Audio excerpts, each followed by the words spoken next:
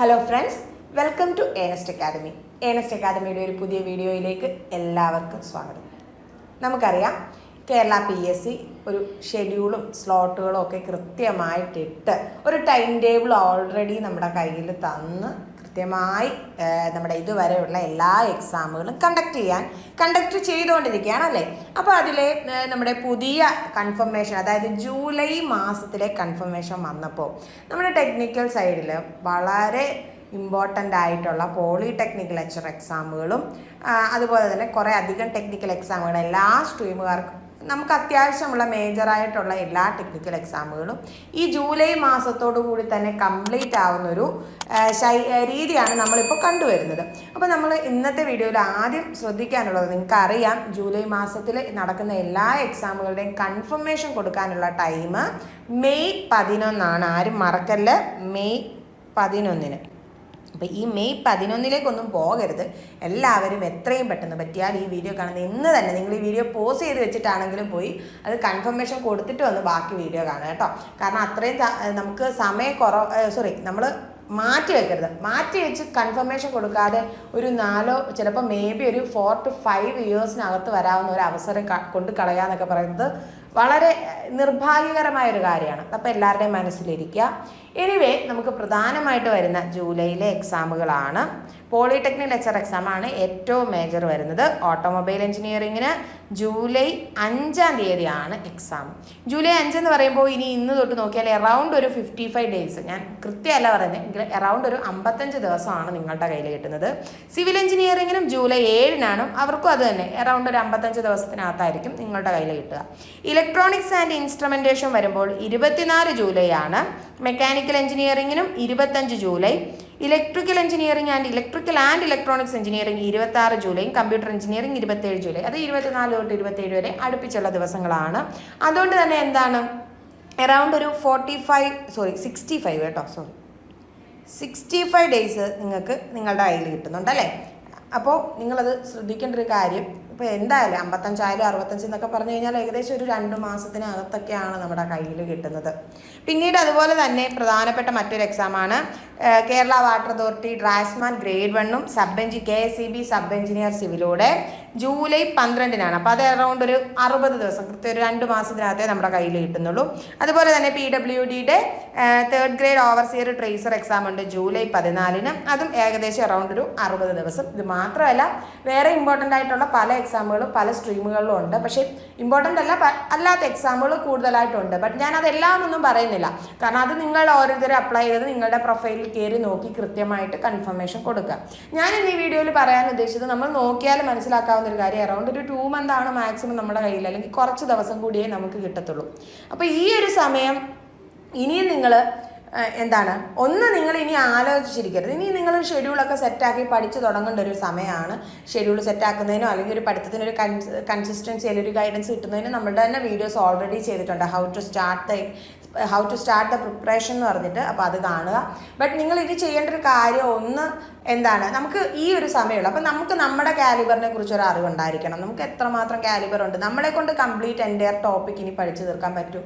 ചിലർക്ക് ബുദ്ധിമുട്ടായിരിക്കും. അപ്പോൾ നമ്മളെന്താണ് ചെയ്യേണ്ടത്, ഈ എല്ലാ ടോപ്പിക്കും പഠിച്ചു തീർക്കുന്ന ബുദ്ധിമാനായിരിക്കത്തില്ല PSCയിൽ വിന്നർ ആവാൻ പോകുന്നത്. അത് പ്രോപ്പറായിട്ടൊരു ലോജിക്കോടെ സ്മാർട്ടായിട്ട് കോമ്പറ്റീഷൻ അറിഞ്ഞ് PSC എക്സാംസിനെ കുറിച്ച് അറിഞ്ഞ് കണ്ട് ഒരു ലോജിസ്റ്റിക്കലായിട്ട് പഠിക്കുന്ന ഒരു റീസണിങ്ങോടെ എക്സാമിനെ അപ്രോച്ച് ചെയ്യുന്നവരായിരിക്കും മുന്നിലെത്താൻ പോകുന്നത്. അപ്പോൾ നിങ്ങൾ മനസ്സിലാക്കേണ്ട കാര്യം, നിങ്ങൾക്ക് സ്ട്രോങ് ആയിട്ടുള്ള സബ്ജക്റ്റുകളുടെ മാക്സിമം MCQ ക്വസ്റ്റ്യൻസ് ചെയ്യുക.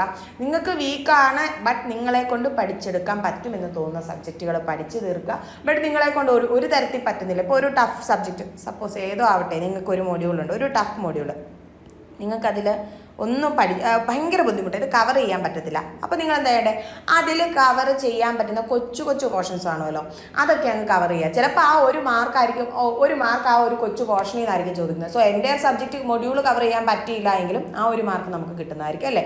എപ്പോഴും ശ്രദ്ധിക്കുക, PSCയുടെ എക്സാമുകൾ ഒരിക്കലും കംപ്ലീറ്റ്ലി 100 ക്വസ്റ്റ്യനും ടഫായിട്ടൊന്നും ആയിരിക്കത്തില്ല വരുന്നത്. ഏറ്റവും സിമ്പിളായിട്ടുള്ള ഏറ്റവും ബേസിക് ആയിട്ടുള്ള ക്വസ്റ്റ്യൻസ് തൊട്ട് മുകളിലോട്ട് വരും. അപ്പോൾ ചിലപ്പോൾ ടഫായിട്ടുള്ളൊരു മൊഡ്യൂൾ ആണെങ്കിൽ അതിൽ നിന്ന് വരുന്ന ക്വസ്റ്റ്യൻ ഏറ്റവും ബേസിക് ആണെങ്കിൽ നിങ്ങളൊന്ന് വായിച്ചിട്ടുണ്ടെങ്കിൽ പോലും നിങ്ങൾക്കത് ആൻസർ ചെയ്യാൻ പറ്റും.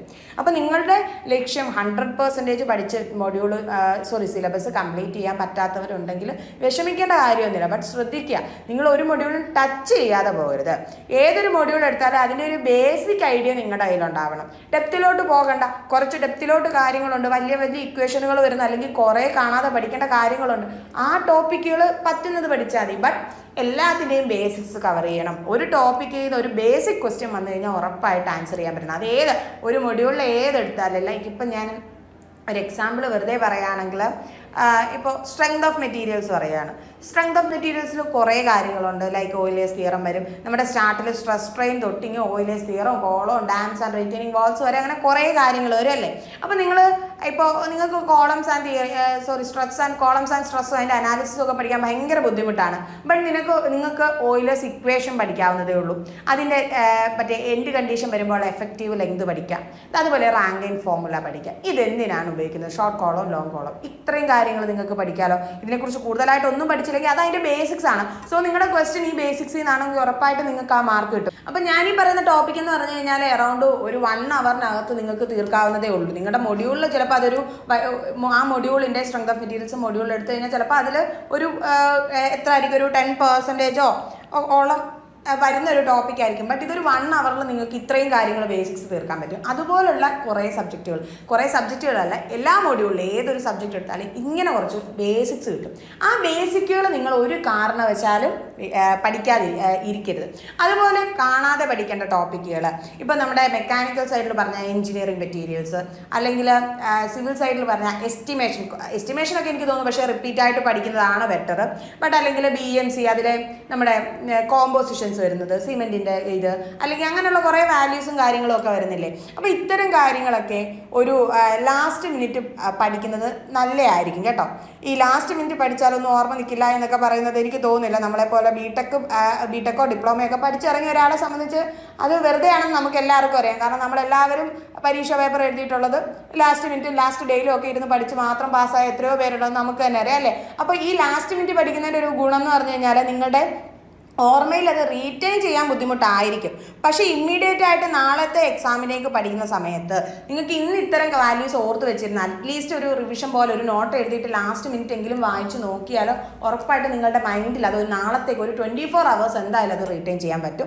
സോ എനിക്ക് പേഴ്സണലി പറയാനുള്ളത്, അത്തരത്തിൽ ബുദ്ധിമുട്ടായിട്ട് ഒരു തരത്തിൽ നിങ്ങളെ കൊണ്ട് പഠിക്കാൻ പറ്റാത്ത വാല്യൂസ് ഒക്കെ ഉണ്ടെങ്കിൽ ഉറപ്പായിട്ട് അത് ലാസ്റ്റ് ഡേയ്സിലോട്ട് മാറ്റി വെക്കുന്നത് നല്ലതായിരിക്കും. ബട്ട് അപ്പോഴത്തേക്ക് നിങ്ങൾക്ക് എന്തൊക്കെയാണ് ആ ടൈമിൽ നോക്കാനുള്ളതെന്നുള്ളത് കൃത്യമായി നോട്ടാക്കുക. അപ്പം നമ്മുടെ ഈ ഒരു അറൗണ്ട് ഒരു 60 days ഉള്ളൂ. അപ്പോൾ ഇതുവരെ പ്രിപ്പറേഷൻ സ്റ്റാർട്ട് ചെയ്യാത്തവർക്കും പ്രിപ്പറേഷൻ സ്റ്റാർട്ട് ചെയ്ത് ആ ഒരു ഫൈനൽ ടൈമിലേക്ക് എത്തിയവരോട് എനിക്കൊന്നേ പറയാനുള്ളൂ, ഇനിയുള്ളത് നമ്മുടെ 2 months ആണ്. ഇതെന്ന് പറഞ്ഞു കഴിഞ്ഞാൽ നമ്മുടെ ഒരു ലാസ്റ്റ് ആൻഡ് ഫൈനൽ പ്രിപ്പറേഷൻ്റെ ടൈമാണ്.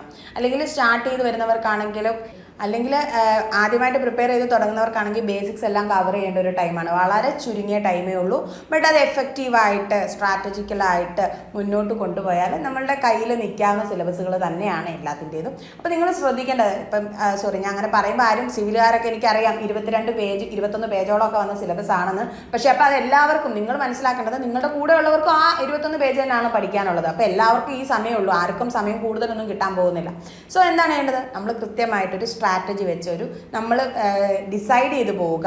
അപ്പം നിങ്ങളെ ഇത്തരത്തിൽ നിങ്ങളുടെ പ്രിപ്പറേഷനെ ഹെൽപ്പ് ചെയ്യാനും ഈ ലാസ്റ്റ് 2 മാസം നമ്മൾക്കൊരു ഫൈനൽ ടച്ചപ്പ് ആയിട്ട് നമ്മുടെ എക്സാം പ്രിപ്പറേഷനെ ആസ് എ ഹോൾ ബൂസ്റ്റ് ചെയ്ത് മുന്നോട്ട് കൊണ്ടുപോകാനും നമ്മളുടെ ഈ ലാസ്റ്റ് മാസം എന്നൊക്കെ പറയുന്നത് വളരെ വളരെ ഇമ്പോർട്ടൻ്റ് ആണ്. നമ്മുടെ rank from 30 marks to 90 marks വരെ അത്ര വലിയൊരു ബൂസ്റ്റ് പോലും നമുക്ക് ഈ ലാസ്റ്റ് 2 month പ്രിപ്പറേഷൻ കൊണ്ട് മാത്രം കിട്ടാവുന്നതേ ഉള്ളൂ. ഞാൻ ഒട്ടും അതിശയോക്തിയിലൊന്നും പറഞ്ഞതല്ല കേട്ടോ, അത് ആക്ച്വലി പോസിബിൾ ആയിട്ടുള്ള കാര്യമാണ്. ബട്ട് അതിനൊന്നും വേണ്ടത് നിങ്ങൾക്ക് ഡിറ്റർമിനേഷൻ, മറ്റത് നിങ്ങൾക്ക് കൃത്യമായ റിസോഴ്സുകളാണ് വേണ്ടത്. അപ്പോൾ നിങ്ങൾക്ക് എന്തെങ്കിലും മെറ്റീരിയൽസ് ആവട്ടെ, ഡൗട്ട് ക്ലിയറൻസ് ആവട്ടെ, ടെസ്റ്റുകളാവട്ടെ, അങ്ങനെ എല്ലാ തരത്തിലുള്ള ഗൈഡൻസും ഏണസ്റ്റ് അക്കാദമി പ്രൊവൈഡ് ചെയ്യുന്നതാണ്. അപ്പോൾ നിങ്ങളുടെ ഈ ഫൈനൽ എക്സാം പ്രിപ്പറേഷനെ ഹെൽപ്പ് ചെയ്യുന്നതിനായിട്ട് ഏണസ്റ്റ് അക്കാദമിയുടെ ഓൺലൈൻ കോഴ്സുകളെല്ലാം തന്നെ ഇപ്പോൾ പ്രൈസ് ഡ്രോപ്പിൽ നിങ്ങൾക്ക് അവൈൽ ചെയ്യാവുന്നതേ ഉള്ളൂ. അപ്പോൾ കോഴ്സുകളെ കുറിച്ച് കൂടുതൽ അറിയുന്നതിനും കോഴ്സുകൾ ഈ ഓഫറിൽ പർച്ചേസ് ചെയ്യുന്നതിനും ഒക്കെ താഴെ കാണുന്ന ഗൂഗിൾ ഫോം ഫില്ല് ചെയ്യുക. മറ്റൊരു വീഡിയോ ആയിട്ട് വീണ്ടും കാണും വരെ ബൈ.